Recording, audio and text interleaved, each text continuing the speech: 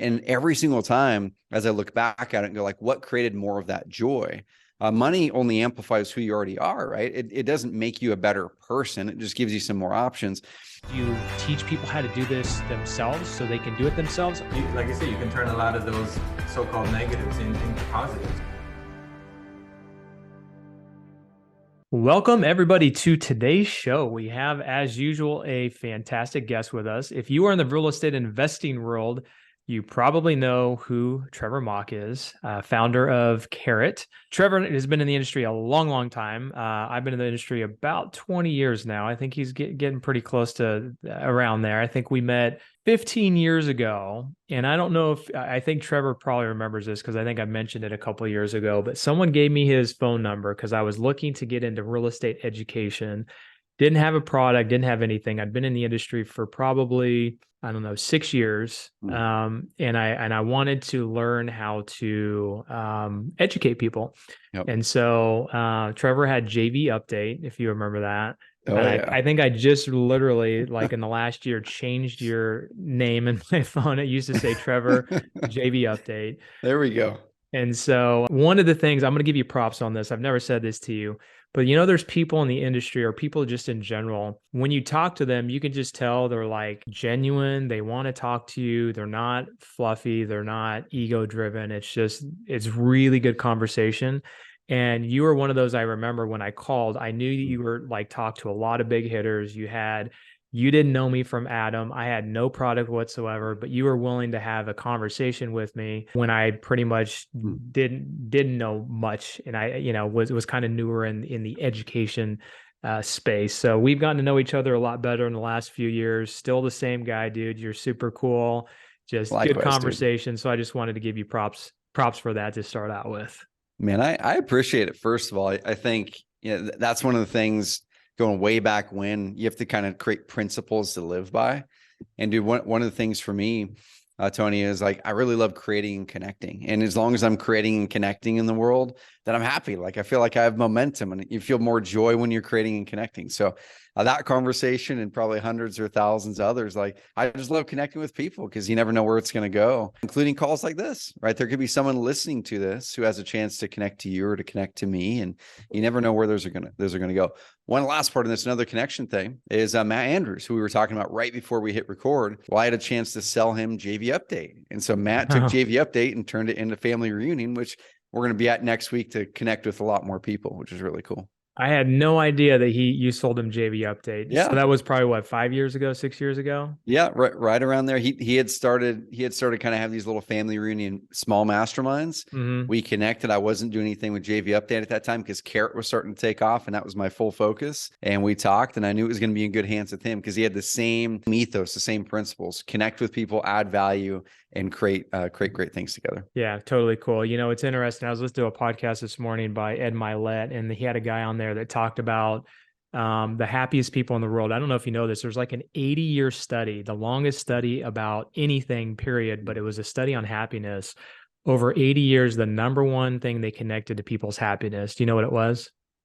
Dude, I think I saw it was friends and relationships or something like that. Wasn't it? Connection with people. Yeah. Yep. It wasn't necessarily the amount of connections. It was just that they were intentional about connecting with people on a regular basis. And I tell you what, in the past 3 years, I'm probably the happiest I've ever been. And I can tell you a lot of it has to do with connections. The family reunion group we're going to go see, having these conversations with people like yourself. It took me probably 15 years to kind of figure that out. Yeah. That relationships were a huge part of just being happy and then a part of success because you and I have collaborated on some things. Matt and I have collaborated on some things. The groups that it's just, there's so much that can happen when you have relationships. And I think one of your big successes is probably that as well, because the way you connect with people and have been able to bring that positive energy that I talked about. And it's just it's a super cool trait to have because you naturally have that. For me, I feel like I kind of need to, and it's not I'm fake by any means, but I feel like I have to pull because I'm a super introvert by nature. Oh yeah. So for me to have a lot of conversations, I kind of have to spend some energy I'm not used to expending, but I know for like people like you and Matt Andrews, it just comes super natural. Dude, let's spend a few minutes on this because I'll go over whatever topics you want me to dive into, man. Like we talked passion about entrepreneurship. We can talk data and lead gen, but let's sit in this here because I'm with you. I've found more joy in my life the past 3 to 5 years than I did the previous 10. And people can go, well, you make more money today though. That's why, like, you're happier because you make more money. I can tell you that there were moments where I made a lot less money and was way happier than moments than I was maybe even this 6-month stretch, 3 years ago or 7 years ago. And every single time as I look back at it and go like, what created more of that joy? Money only amplifies who you already are, right? It doesn't make you a better person. It just gives you some more options.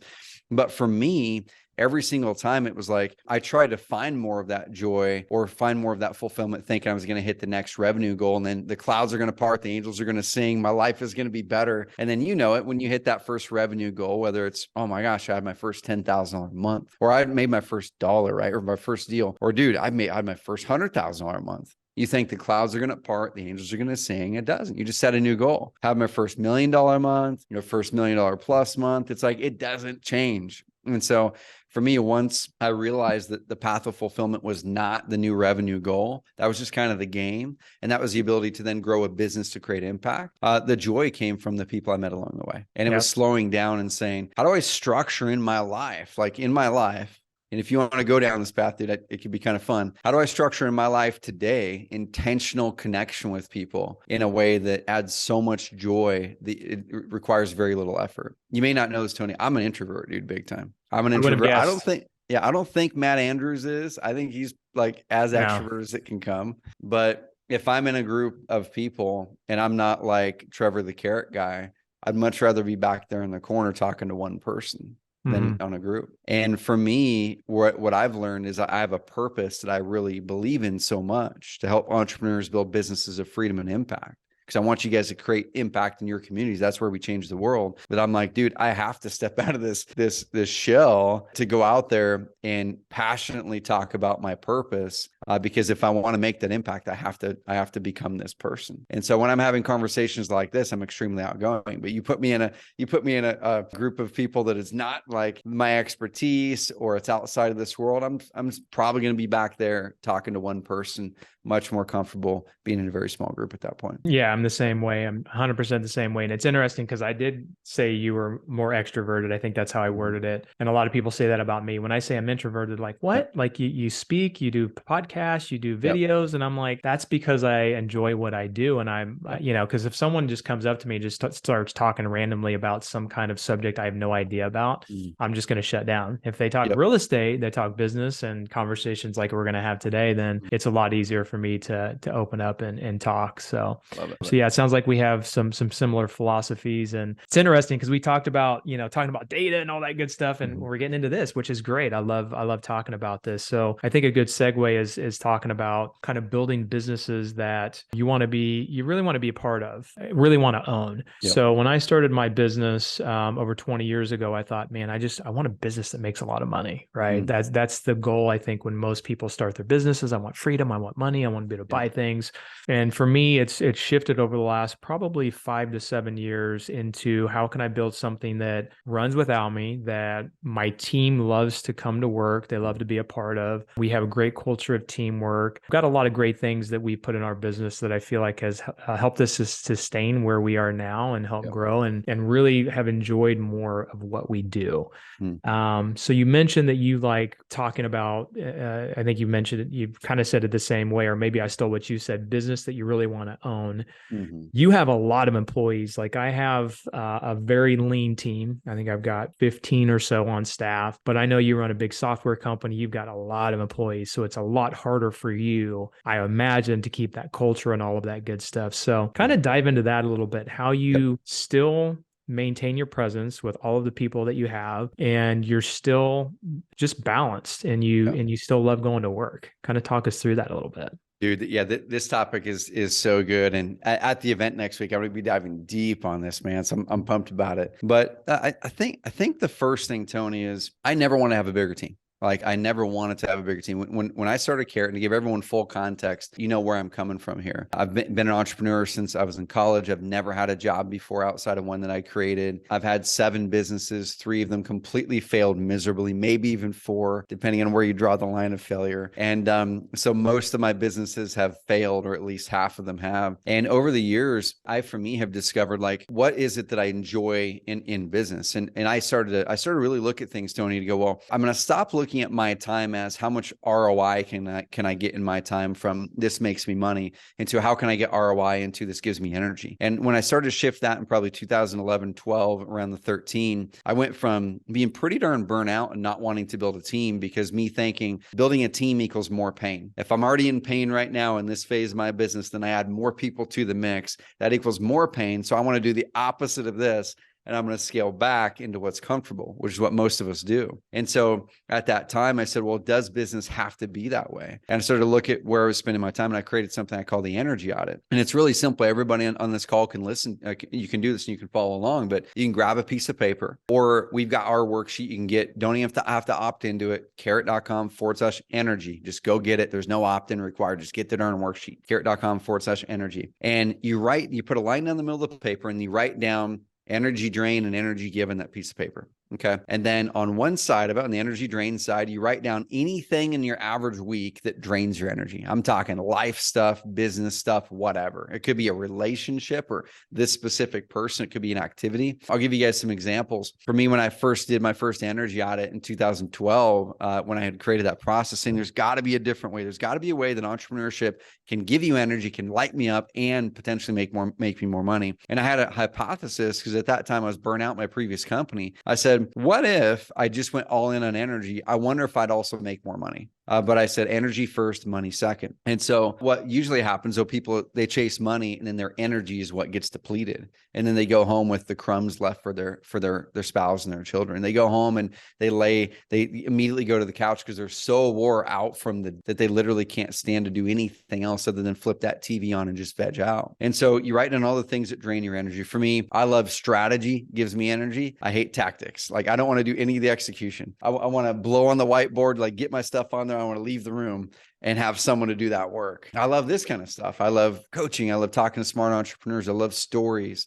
I love history. I love thinking up cool marketing hooks, but I don't want to be the guy now to go build the page. But my previous company was almost all execution, 10% strategy, 90% execution. And so on the other side of it, you want to write down all the things that give you energy in your life, especially the things you're not doing right now. So at that time, I wasn't really working out because I didn't have time for it, right? Like I was working so many hours, I didn't have time to work out. So I wrote down there, working out, spending my time with my wife and kids. I love strategy. I love doing interviews with entrepreneurs. I didn't have a podcast at that time. I started writing all these things down. And then at the bottom of this worksheet, and this is where it goes into the team side, at the bottom of this worksheet, what they say is what's not measured can't be moved, right? And so I would put down at the bottom, I'd say, what percentage of my average week is spent in the energy drain stuff versus the energy give stuff? And at that time, it was about 70 to 80% of my average week was energy drain stuff. I'm like, dude, no wonder I'm getting burnt out, right? No wonder I don't enjoy my work, because I'm going to work every day to do things that suck me dry. And then at the end of the week, I'm wondering, and I'm always looking for these other options. I'm getting distracted by other opportunities because I think that thing might lead me away from this thing that I'm hating right now. It would have been probably, around that time, 2012, I made the aim. I said, what if I could every quarter trade an energy drain for an energy give? Could I get this ratio to move from 80% of my work and life draining my energy to 80% giving me energy? And as I started to do it, Tony, one by one, you'd circle one of those items on the energy give or the energy drain column. I'd write down, well, how many hours a week am I spending on this on an average week? Okay, well, I'm writing blog posts because they make carrot money, and there are these 3,000 word blog posts, but I love the strategy, man. It drains me terribly to write them. This would have been probably 2015, right after I started Carrot. I remember it was the middle of the afternoon. I just wrapped up one of those all-night content binges because I had a deadline. I had to get the article to my blog guy. I wrote a great article based on data that showed something that was happening on the online lead gen side with Carrot. And then I hopped in the car about 10 o'clock in the morning with my family going over the mountain to my parents' house. And in the middle of the day, I remember I was awake 1 second, fully alert 1 second, going up through the mountains, winding terrain. The next second, I wake up heading towards a guardrail up in the mountains with a ravine on the other side, literally just like the movies, right? Where just in time, and you go, there's no way that happened. That guy like saw it and swerved just in time and his bumper like barely hit the guardrail. It's exactly how it happened. With my 3 kids in the back seat, my wife here, she was reading, she didn't see it. And I almost ran our family over a cliff because I was thinking that I had to work my butt off because I didn't want to hire employees and I had to work late getting all these things done rather than learning how to delegate and build a team. In that moment, I got out of the car. My wife's like, what happened? And I said, babe, I fell asleep. I need you to drive. I didn't drive in our family vacations for probably 6 months after that because I was trying to get my work life back to where it should have been. And I went home and I said, non-negotiable. Computer doesn't come in the house anymore. I don't work nights, don't work weekends. And I have these goals. How am I going to reach these goals if I don't work nights or weekends anymore? The only way is through people. And so at that point, I'm like, dude, I'm just going to change my approach. It's from thinking that employees equal stepping into more pain to finding the right employees actually can equal driving towards purpose and profits, driving towards impact. I just need to find the right people. So we have 65 employees today. And I could work far less now than I did 5 years ago if I wanted to. I just enjoy what I'm doing. And I think the biggest thing too, I'm going to kind of take it further down this rabbit hole. What I didn't realize in that 2015, 2016, or the 2012 period of my life is I didn't realize that naturally businesses run on rhythms. Okay. Just like lives do, like our life does. Businesses break at 3s and 10s. Businesses break. You're going to see the first break at 100,000, then 300,000, then $1 million, then 3 million, then 10 million. They break again at 30. Then after you cross 100, it breaks again. Now I haven't done that one, and so I'm working through the 8-figure one right now. And at that time, in that 2015, 2016, when I was working late and almost ran my family over a ravine, we were right over the $1 million a year mark at that time. And I didn't know how to delegate well. I had 8 people working for me and all these direct reports and were coming back to me. It's like, hey, here's this thing you delegated, Trevor. How is it? I'd review everything, send it back out to them. They'd bounce back again. It's like rubber balls, right? And I couldn't get any of my work done. So the only time to get it done was after my kids and wife went to bed, and I'd stay up until 2 or 3 in the morning. And so as I realized this, I'm like, okay, as entrepreneurs, when we hit those pain lines at or around the 300K, at around $1 million, at around 3 million, at around 10 million, and so on, when we hit those pain lines, and I'll throw it over to you, we either have one of 2 choices. We can either hit the pain line and go backwards and say, this is comfortable back here, right? That's what I did in 2012. Hit the pain line. This is comfortable. I'm going to stay here. 2015, my vision and my purpose drove me forward. And I said, okay, I have 2 choices. I can hit the pain line and stay here where it's comfortable, about $1 million a year and with this team size, or I can learn what I need to learn to grow through the $1 million a year phase and get better. And so that's what I chose to do. And I'd be happy to walk through exactly what people need to do at 300K, $1 million, 3 million, 10 million to grow through those pain lines. But people were necessary to achieve the purpose along the way. No, that's really good stuff. It's interesting. We have a lot of similarities. I have what's called an activities assessment. I don't call it an energy audit, but it's pretty similar, where you list all the activities you do. And most of it has to be most of it's work related is what I run entrepreneurs through. And I have them rate 1, 2 to 3 each activity. 1 is it gives you energy, it's important, and produces high dollar value. Yep. And then a 3 is sucks your energy, does not produce dollar value. It is not very important. And then 2 is in between. Yep. So I try and do that at least once a year. And it's interesting when I do that, because I'll catch myself and be like, same thing. It's like, man, I'm spending way too much time on the things that don't drive dollar value and don't provide me energy. Yep. And once you start doing that, I mean, even if you're not making as much money, which actually what happens is by experience, you start making more money. You do. Because you have better ideas. You're able to lead your team better. You're able to make better decisions. You're able to have time to meet with people and create partnerships and relationships. So it's a huge mind shift. And a lot of people don't understand that. They think, and part of the reason is the way we were exposed to a lot of information over the last 15 to 20 years. The internet's come out, right? And it's big time. You grind, you wake up earlier, you don't sleep until, you sleep when you're dead, all that kind of stuff. And it's great. It's probably been the last 3 years, I would say, that's kind of like started to kind of fade out a little bit, but there's still people with that mindset. And I catch myself every once in a while still doing that.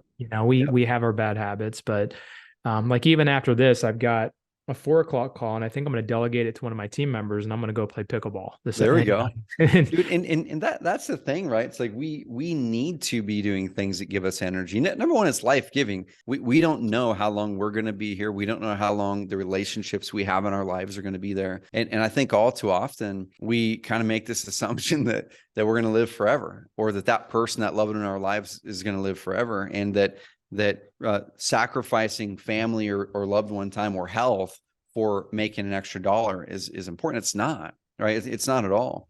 And another one of those things, this happened in 2018, where I had another one of those points. We crossed over the $3 million mark in 2018 with Carrot, and I had another pain line. And I call them discipline ceilings, where you see this growth happen and things are going up. And you're like, dude, I'm on fire. I feel good energy. Like things are hitting, revenue's growing. But then something happens where like slowly it trickles in. You don't notice it at first, but you start to lose a little bit of momentum. And then 6 months later, you go, wow, things are hard again. I don't know what's happening. Like, I feel like I'm not in the groove again. My energy's going down a little bit. I'm kind of doing some things I don't enjoy. It's not as easy as it was. And it's usually you hitting up against this little ceiling where it's that pain line, and you have to adopt new disciplines or habits in your life to enable you to be the person who can actually achieve something greater. And in 2018, for me, it was energy again. Like, I was doing the right things work-wise, but physically, I wasn't working out. I wasn't eating good. And so this kind of goes back into connection. I'm like, dude, I need to get this back in my life. And so I tried all 4 gyms here in Little Roseburg, Oregon, even the one across the street, and I wouldn't even go. And so then I'm like, how do I shortcut this? And I took this big room we've got outside of my office. We made a full-on gym with all the Rogue equipment, hired a fitness coach. He has an office here in the building too. I'm like, no, you need to have an office here. Rent it from me. You're going to be in here. And he comes in 3 days a week. And I have 3 or 4 of my best buddies in town who are also entrepreneurs. We get together every Monday, Wednesday, Friday. We've been doing it for going on 5 years now. Dude, that's cool. I love that. Yeah. And so like that kind of stuff, you're going to hit these discipline ceilings when that pain line happens. You just need to pull back and ask yourself, not like, why is this hard? But you need to recognize that it is hard, that it's natural. Number 2, it's like, this is natural. If you're having that pain line around 300K, around $1 million, around 3, around 10, it's natural. You're normal. You now just need to put a picture in your mind of who do I need to become to be the leader who can lead through that. And oftentimes around that $1 million mark, if you haven't got to that spot, you're going to run out of energy because you're working your butt off. Get moving and build fellowship into that too. It's fun. You know, it's interesting. You were literally talking to the 3s and 10s, and I was going in my mind, I'm like, we just hit 3 million in one of our companies. And I'm like, we just hit a ceiling. And right when I said ceiling in my head, you said a ceiling. And I'm like, we need to continue this conversation maybe offline a little bit, because there is something about it where you get to a certain point, you hit a ceiling, and you're like, it's not that things are like much harder. It's just, we hit a plateau, and it's like, we need to get to that next. We don't have to get to that next level. I mean, it's comfortable, but we're not wired that way. Obviously, we need to figure out how to get to that next point, because that's just the way our minds work. So, so I love that. It's kind of in these cycles too. I have something, a framework I made called the 3-year turn and burn cycle, that I found for me, it's usually about a 3-year cycle. That unless you're just this crazy fast growing company, it's somewhere around 2 to 3 years, 2 to 4 years, where you start a business, or you have a vision. Like, it all starts with the vision, right? And oftentimes starting a business starts with the vision. You had mentioned earlier that your journey was starting with the vision for wanting to kind of move away from what you were doing before and really move towards something more exciting. It's oftentimes moving away from an income ceiling in a job that you didn't like. It's moving away from a job you don't like. It's moving away from people saying that you can't achieve something. You're like, I'm just going to show them, right? So that's your initial vision and fuel. Most of the time, our visions in our business is not to go change the world at the start. It's to get rid of this situation that I don't like, right? But about 3 years into that thing, I talked to 2 entrepreneurs that are 7-figure guys right now, that they're 3 years into their business and they hit the 7 figures in this space in 3 years. And both of them came to me through our new program that we've got. And it's like, they both came with pain, and they said, dude, I want to get a COO and outsource this. I want to go do something else. I'm like, why do you want to do that? And they started talking about all these pains that they were going through, right? And I said, well, you're at what I call the 3-year turn and burn cycle. 3 years in, you've had some success. you ran out of runway on your vision because you now that thing that motivated you back there no longer applies because you overcame it. But what you didn't do is you didn't shift to a new vision. And about every 3 years when we need to shift to a new vision, we need to take that business vision, revamp it, and connect it to the life vision that we have so the business fuels our life. But if we don't, we get to the spot where we feel like we're maintaining the business. We feel like the business is draining energy again. Now, here's where it gets dangerous, Tony. And this is where I'm always continually trying to protect myself against it, is at that spot where you run out of runway and the pain line starts to come again, you start to think, shoot, do I want to be in this business? Maybe I should sell it. Maybe I should go start this other thing over here. Maybe I'm going to get distracted by the shiny object over here. And we go do that because as entrepreneurs, we crave creation. We create new. We want to create new oftentimes. And where I've seen a lot of mistakes happen, and I've made this mistake as well, is our first inclination is to innovate outside of that business that got us there because we think that business is what's causing pain. And so we go create a new business without plugging someone into that existing business that got us there. So then you get distracted over here. All of a sudden your existing business goes down like this. Been there many times. Exactly. And that's why it's this 3-year cycle. So a couple things that people can do is you can keep on getting distracted every 3 years by not having a new vision for your existing business that excites you and how it connects you to your life vision. And then you can start something new and always be on this cycle every 3 years, always be frustrated. Or what I have challenged myself to do more now is really look at that and say, okay, let me look at my vision. Have I ran out of runway on the vision? Yeah, we either achieved it or it's not relevant anymore. Okay, I need a new vision that excites me. Where do I want to be in life? So I've got my 20-year, my 10-year, and my 5-year personal vision story. And I say, well, what must my business be like in order to support that 5-year personal vision story? Okay, cool. Can this existing business get me there? And what do I not like about my job in this business that I want to change that would keep me excited about keeping that business going? And then I revitalize that business vision for the next 3 years. And then I say, well, who do I need to plug in over here now to get me out of those things that are draining energy so I can go innovate within this business and grow more value within the business I've already got? Any point that you evaluate that existing business, you say, you know what? I think I'm done with this business.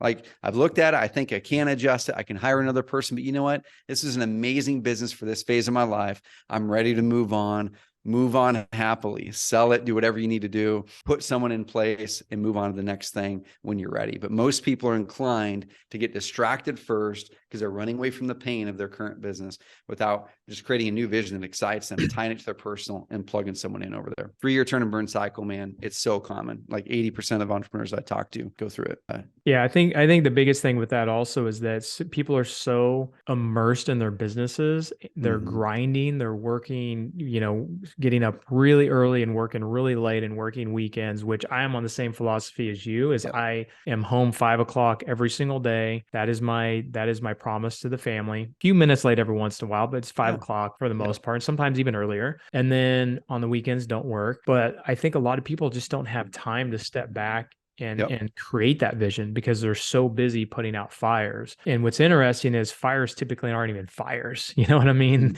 If someone said it the other day, they're like, if you're putting out fires, it's probably because you made yourself a firefighter. You're creating fires that you didn't need to. No, I'm sorry, you're the arsonist and the firefighter, right? So I think people will take their businesses and, again, I think both of us were in the same situation at one point where we just felt like we had to be immersed in our businesses, that we couldn't step out of it because things would fall apart because the business needed us, because everything needed to filter through us and we need to have control of everything. So, and it's normal. So it's if totally anyone's feeling that, it's normal, guys. And that's the cool thing. There's a prescription to come out of that. So make sure you guys are, diving deeper in Tony's community, diving deeper in his world, find mentors or people who have done that, and just recognize that the answer isn't always moving away from this thing that creates pain. It's looking at it and recognizing, well, what stage is that business in and what are the things that need to be fixed at that stage? And it's very, very specific things that need to be fixed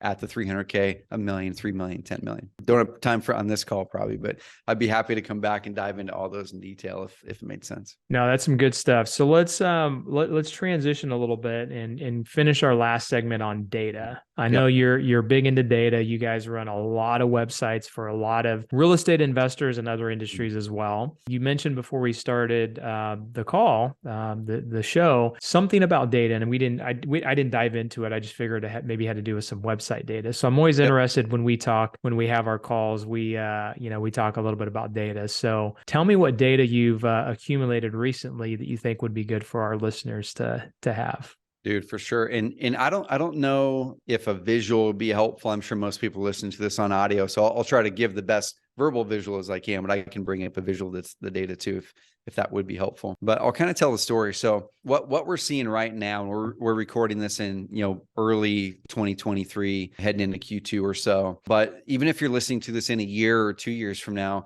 this can be relevant for you because it's going to help you kind of look at those cyclical patterns in real estate. Okay. So what we're seeing right now is at the macro level on the real estate market, and Tony, you've got more insight onto this than I likely do. But on the macro level, we're at a spot where home prices are likely going to soften more this year in most parts around the country. There's going to be some pockets that are still going to be really strong, but they're not, I don't think we're going to see a crash, right? Because there's still an inventory shortage, and the inventory shortages are still up, holding up some of the home prices there. Even though interest rates are going to go up a little bit more, I think they'll be higher in a year from now than they are today. That'll dampen a little bit of demand, but inventory is still so low in most parts of the market. It's still going to be strong. And so when we look at the overall dynamic of coming out of this like crazy COVID fueled spending spree for 2 years from everyone around the world, inflation shoots up.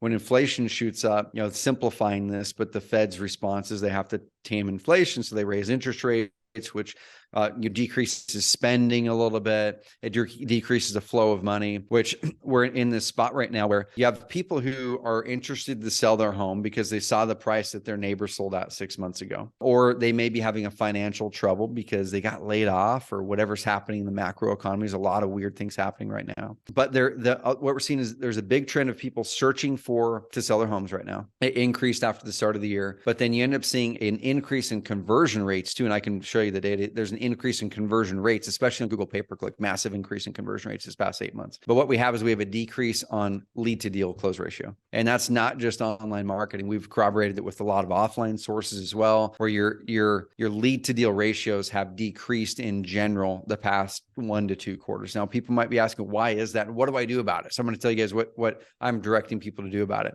Is number one, we've seen Google paid search conversion rates increase by about 20 to 30% this past 6 months. So you can actually get a lower cost lead today on Google Ads than you would a year ago, which sounds great, right? But the problem is your cost per deal has actually increased from a year ago because the amount of leads it takes to get a deal right now has increased because there's those people that are on the fence. They're in this gray area. They're in what I call the shoulder season of the market, where they're not crazy motivated yet, but they kind of want to sell. They see the price that their neighbor got 8 months ago. They kind of want that price a little bit, but the investors know where the market's going. They're not willing to pay that. So we're in this 3 to 6, maybe 3 to 8 month period where we're going to have to figure that out. The sellers are going to have to figure out they can't sell it for that price. And then the investors are going to have to figure out to find the most motivated people who are willing to sell at a fair price now. So what I'm suggesting people do is, as long as your Google ads are performing at profitability or a little bit more, keep that going, because we're going to see things snap back in 3 to 8 months to where your lead to deal close ratios, I feel, are going to really spike towards Q4, maybe Q3, probably Q1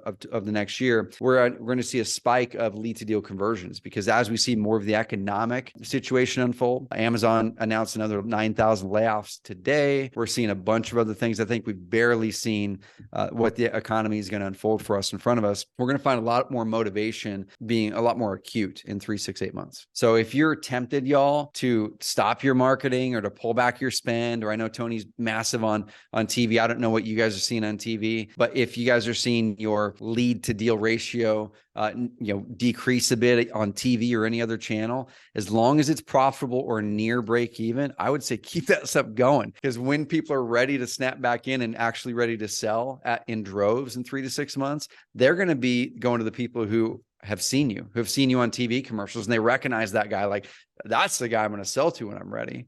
Or they've gone to your website and opted in, and you're a lead and you're following up with them every 4 to 6 weeks. Hey, are you still looking to sell this property? Not today, but man, they might be in 6 months because their situation is going to change. And so that's what I would suggest with people. Now, people might be saying, how do you know it's going to happen, Trevor? Same thing happened in COVID, and I called it to the T in COVID. Ad spend pulled back. You could get leads for 30 to 50% cheaper for that 3 months. I knew it was going to go up once things started normalizing during COVID, but conversion rates went down. down. So conversion rates on leads went down, but the searches went up. And so what does that tell us? People are still looking to sell, but the conversion rates are down. Means there's a gap in the demand and the actual people taking action, which means they don't feel like they can either sell because of COVID or they can't find the right property. Eventually they're going to need to though. And so I was telling people, guys, do not pull your ad spend back. Okay. Even though you're seeing less of a return on it now, I think you're going to see a spike in a return towards the end of 2020, middle of 2021, going throughout 2021. And we saw people absolutely crush it with that. So I'll give you 3 steps. Keep your marketing going as long as it's break even or better. Make sure you have Google retargeting set up or Facebook retargeting set up on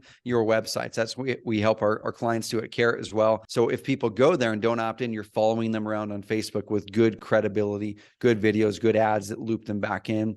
Number 3, guys, follow up like mad. I was talking to a big investor who's down in Texas last week, and he has 7 flips right now that he's trying to get rid of them. Basically, he overbought last year. He's got 7 flips. He's like, dude, I've got so much money out right now. I'm literally down to like my last 20 grand and I'm trying to figure out how to get these flips sold. And he's wanting to ramp up marketing. I'm like, no, dude, you don't ramp up marketing. You focus on getting your first 2 properties sold because that's going to give you 300 grand back in the bank so you don't go bankrupt, and then create a plan to get the rest of the properties sold. But what you need to do is all those leads, because I discovered he was running Google ads. I'm like, dude, what are you doing? He goes, oh, well, I've got 40 leads in here. Haven't got a deal from it yet. Have you followed up on these though? No, it's been busy. Dude, you don't need to spend any marketing. Close those freaking deals you've already got, get them sold, get cash back in, and you pick up the phone and manually text if you have to, or call all those leads every so often, because you've got 1 to 2 deals in that group right now. You're just not mining them. So I'll stop with that, but it's an amazing opportunity right now, guys and gals. Get cheaper leads right now, get momentum. And I think you can really capitalize in 3 to 6 months, big time. Yeah, I actually said that last quarter of last year, people were pulling back on their marketing. And I said to myself, if you've got an inventory issue, like you said, we did have one client that was crushing it on TV, and his market kind of took a pretty decent dip, and he had a lot of inventory. Mm-hmm. This was in Colorado. And so I totally understood that. I'm like, get your property sold, come back to us once you get your inventory situation taken care of. But if you're doing deals and you're still able to afford the ad spend, there's a lot of people pulling back. Mm-hmm. It's going to get cheaper for advertising. It's getting a little bit cheaper for TV because some people are pulling back. And I figured it would be the other marketing, same thing with other marketing methods. Yep. And so I'm in the same philosophy as you. It's like, if it's making money, continue it, because, investors are pulling back. They're getting scared. Mm-hmm. There's going to be less people chasing deals. There's more regulations coming out with, texting and all that kind of stuff. And if you can outlast the next, 6 to 12 months of, potential softening of the market, which I don't know if it's going to soften quite as much as people say, but that's another conversation. Just gotta spend money when people aren't. Yep. You got to be smarter with your numbers. You may have to decrease your offers by another 10% just to compensate. And instead of doing big rehabs, you may have to do small rehabs, or instead of doing rehabs in general, you may have to wholesale or just start wholesaling to make sure you're not stuck with a bunch of inventory. And I will say, I do have properties that I bought last year with other partners that we're kind of struggling with right now. Yeah. So I kind of get what people are going through, but we also have other areas of our business where we're turning and burning quite a bit, and we're able to sustain it. So we really haven't pulled back on marketing other than one channel just recently that wasn't performing well for us. But other than that, we're still pedal to the metal for the most part, and continuing to figure out how to do deals. So same philosophy.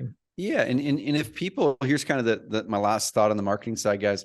If people are thinking about pulling the marketing back, you need to really look at not just what's happening in this next 90 days. You need to think about, where's my pipeline coming in from in 6 months, in 4 months. And so if you are having that pipeline issue, like the gentleman I talked to in Texas, he was literally down to like no money. So I didn't want him to spend his last money on advertising now. Like, get that first one closed, but then you got $200K, get the ads coming back in, because you're going to need pipeline again in 3 to 6 months. And guys, what Tony and his crew does on the TV side, we work with some big investors who leverage Carrot for the website side of it. And you end up seeing a good bunch of people who end up doing a branded search for the company name or the phone number that's on that TV ad. Make sure you pair the two together. So if you're doing just online with Carrot, you need to find some really strong offline sources. And if you're doing the volume that is required to be able to do big offline advertising like TV, guys, work with Tony's group. If you're doing offline online marketing, radio, TV, advertising, direct mail, you need to have that online component dialed in because people are going to Google search your company name. And just by adjusting the website and what's on it and the credibility, you're going to see sometimes dramatic increase in conversion and ROI from your radio and TV. So go execute the two together. Yeah, omnipresence marketing. We we tie direct mail with our TV. We basically tie everything with TV, obviously, just because that's our main marketing channel. But that's what we work with our clients on with is that people are going to see your commercial or people are going to see your postcards. They're going to Google you, and if you don't have that presence online with the Google reviews and a listing and showing that you're a legit business, then some of that marketing may not be optimized the way that it could be. Yep. So that's a good point. Omnipresence marketing. Make sure you're seen anywhere you can. Retargeting on Facebook, and it doesn't cost that much to retarget. I mean, it's cheap. $200-$300 a month usually for the traffic that's being driven to your website. So good stuff, man. Well, let's start wrapping up. You work with a lot of investors. So anything that you want to share, whether more that you're seeing from real estate investors right now that they're doing well or maybe even not doing well, or anything with the websites that you guys are optimizing with split testing, any other data that you can provide to us that could be good for people moving forward this year? For sure, dude. And I'll kind of verbalize a couple things. So guys, video has been talked about for a while. And when we dive into our data, and I'm just going to kind of verbalize it here, but when we dive into our data, the number one highest converting lead source across the 10,000 plus websites in our system, almost 1 million leads a year coming through our system. The number one highest converting lead source, YouTube, and then IG stories. Now, not by volume, right? So not by volume. It's still Google organic search, number one, Google ads, number two, Facebook ads, number three, and then it goes through the smattering of everything else. But the reason I say this is video is so important right now. Everyone is looking for video to build credibility, to learn who that person is. And so find some ways. Tony's got some video on his website. So I think at the very least, have a video on your darn website and in your marketing. And obviously TV is video. And that's one of the reasons it works so well. But make sure you have video attached to it and upload those to YouTube. And we are finding there's about 5,000 seller leads came from YouTube last year. They literally clicked the link in YouTube and they went to a site and they convert. So are those 8%. Organic YouTube clicks or are those paid YouTube clicks? That from our system, it just shows YouTube, which would then infer to me that it's likely an organic click. So number one, you're saying that's your number one source of leads coming into your websites is YouTube and Instagram stories. They're the highest converting. So the number one by volume is Google organic, direct, and paid search. Okay. The highest converting is video. So here, this is the action item here. It's because people are able to see you, experience you, and build more trust more quickly. So then when they land on your website, they're twice as likely to become a lead. And so whatever marketing you're doing, guys, and this actually plays big time to radio and TV, is if you can lead with video before they get to your site or before they call you up, you're going to have a dramatic chance to increase that conversion rate big time. Another couple things too on the marketing side is Google's doing a lot of changes. So Google made some massive changes last year in 2022. They made a big Google core update in May that really focuses on something called EAT. It's expertise, authority, and trust. And they just rolled out a new core update like 2 days ago that we're all going to start to see what's happening there. So we're probably not going to switch your site over to Carrot until that whole thing shakes out. So there's not that timing to go, shoot, this caused this or not. So we're going to let that shake out for a while. But it's the EAT score, and EAT is expertise, authority, trust. Now, what is Google looking for? They're wanting to have people be able to discover that this website's more authoritative on the topic. Now, how do you show that? Well, you have good content on the website. Video is a part of that. We found that when videos are on the websites, they actually saw a better boost in their ranking after the May 2022 update than websites that didn't have video on them. It helped them show more authority. Trust, the websites that had more credibility. You've got a ton on your site. The websites have more credibility, reviews that say we've been in business for 14 years. We've done 1,000 deals on the about page. The more of that Google starts to look at and go, okay, they're an expert on this thing, right? And they've got trust in there. The more Google reviews you're building up that link to your site, the more that trust score goes up as well. And we've got a big data report coming out next month that literally breaks down the big losers and big winners. We picked 20 of each across our system. And we said, what were the key indicators of the sites that grew really good on organic ranking versus the ones that dropped after that May update? And we're going to do the same thing on this one here.